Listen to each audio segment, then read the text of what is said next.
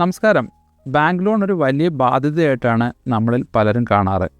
വലിയ ലോൺ എടുത്ത് തിരിച്ചടവ് മുടങ്ങിക്കഴിയുമ്പോൾ എല്ലാം ജപ്തി ചെയ്ത് കൊണ്ടുപോയി ആ കുടുംബത്തെ വഴിയാധാരമാക്കുന്ന മനസ്സാക്ഷിയില്ലാത്തവരായിട്ടാണ് പലപ്പോഴും നമ്മുടെ സമൂഹവും നമ്മുടെ സിനിമകളുമൊക്കെ ബാങ്കുകളെ ചിത്രീകരിക്കാറ്. ഒരു സിനിമയിൽ സലിംകുമാർ പറയുന്ന പോലെ, നിങ്ങൾക്ക് ആവശ്യമുള്ളത് പണമാണ്, എൻ്റെ കയ്യിൽ ആവശ്യത്തിലധികമുള്ളതും പണമാണ്.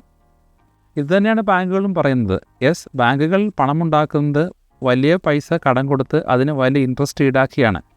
നമ്മളും ബാങ്കുകളും തമ്മിലുള്ള ബന്ധം, നമ്മൾ എടുക്കുന്ന ഈ പണം, കടമായി എടുക്കുന്ന പണം നമ്മൾ എങ്ങനെ ഉപയോഗിക്കുന്നു എന്നതിനെ ആശ്രയിച്ചിരിക്കും.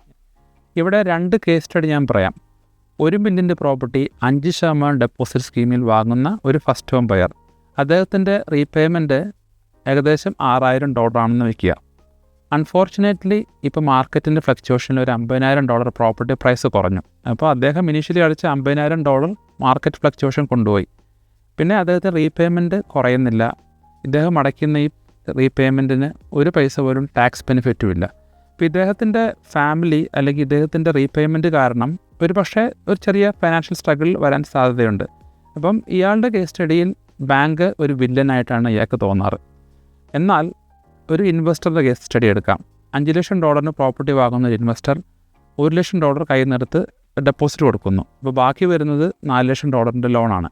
ഈ പ്രോപ്പർട്ടി ഒരു 10% ഗ്രോത്ത് ഉണ്ടാക്കിയെന്ന് വയ്ക്കുക. ഞാൻ 10% ഗ്രോത്ത് എന്ന് പറയാൻ കാരണം, ഇപ്പം അദ്ദേഹം വാങ്ങുന്നൊരു നല്ല മാർക്കറ്റിലാണെങ്കിൽ പ്രോപ്പർട്ടിയുടെ പ്രൈസ് മുന്നോട്ട് പോകാനേ സാധ്യതയുള്ളൂ.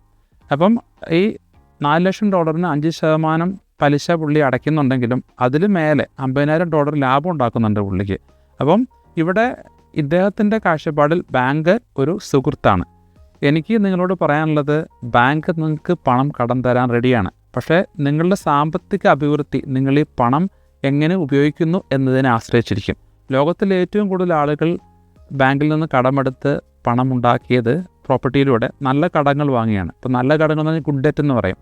ഒരു ഇൻവെസ്റ്റ്മെൻറ്റ് പ്രോപ്പർട്ടി ഒരു ഗുഡ് ഡെറ്റാണ്. എന്തുകൊണ്ടാണ് ഗുഡ് ഡെറ്റ് ആകുന്നത്? ഇത് നിങ്ങൾക്ക് റെൻറ്റിലൂടെ വരുമാനം ഉണ്ടാക്കി തരുന്നു.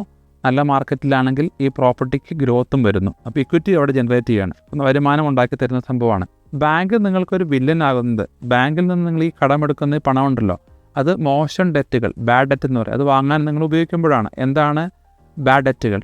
നിങ്ങൾ താമസിക്കാൻ വാങ്ങുന്ന വീട് ഒരു ബാഡ് ഡെറ്റാണ്. കാരണം ഈ വീട് വിൽക്കുമ്പോൾ മാത്രമേ ഈ വീട് നിങ്ങൾക്ക് നിങ്ങൾ വരുമാനം ഉണ്ടാക്കി തരുന്നുള്ളൂ. അല്ലെങ്കിൽ നിങ്ങൾ വാങ്ങുന്ന ഒരു ബ്രാൻഡ് ന്യൂ കാറ്, ആ കാറ് ഞാൻ പലപ്പോഴും പറഞ്ഞിട്ടുണ്ട്, ഷോറൂമിൽ നിന്ന് ഇറങ്ങുമ്പോൾ തന്നെ അതിൻ്റെ വില കുറയുന്നു. അത് പിന്നീട് വിറ്റാലും നിങ്ങൾക്ക് വലിയ ലാഭം ഉണ്ടാകുന്നില്ല, നഷ്ടം മാത്രമേ ഉണ്ടാകുന്നുള്ളൂ.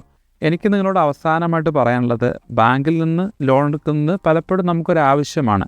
പക്ഷേ ഈ പണം നമ്മൾ കൂടുതലും ഗുഡ് ഡെറ്റുകൾ വാങ്ങാൻ ഉപയോഗിച്ച് കഴിഞ്ഞാൽ നമുക്ക് സാമ്പത്തിക അഭിവൃദ്ധി ഉണ്ടാകുകയും ചെയ്യും, ബാങ്ക് നമ്മളൊരു സുഹൃത്തായി മാറുകയും ചെയ്യും. അപ്പോൾ ഈ കാര്യം നിങ്ങൾ ശ്രദ്ധിക്കുക. നന്ദി, നമസ്കാരം.